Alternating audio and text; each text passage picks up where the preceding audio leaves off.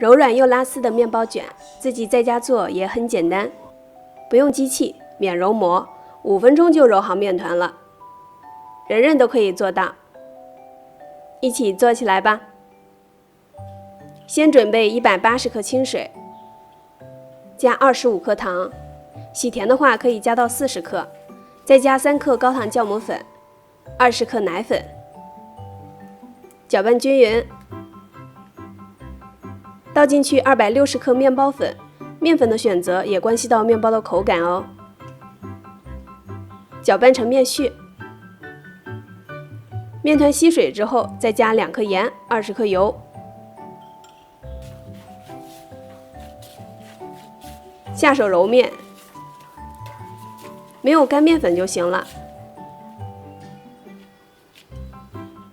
盖起来，松弛10分钟。等到面粉充分吸水之后，再来揉面，很轻松就可以揉光滑，大概1-2分钟，揉到这个状态就可以。表面抹一些油，既可以锁住水分，还有就是揉面的时候也不会变得那么粘手。松弛一会儿，看面团已经形成筋膜了，发酵1个小时。再来揉面排气。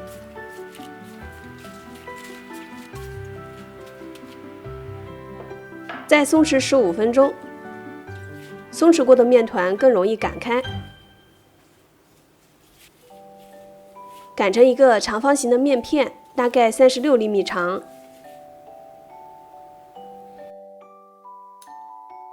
切成9个小面团，每一个宽4厘米左右。再从上到下卷起来。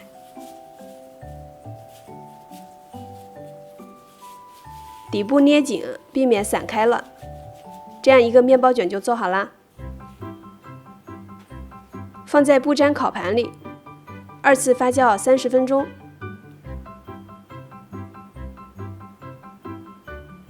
表面刷上蛋液，可以帮助面包上色。然后撒上芝麻。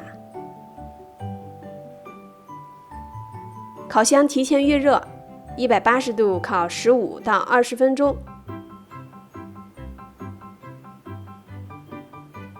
这样做的面包松软拉丝，甜度适中。做法也并不复杂，但是比买的面包会更健康，也更柔软。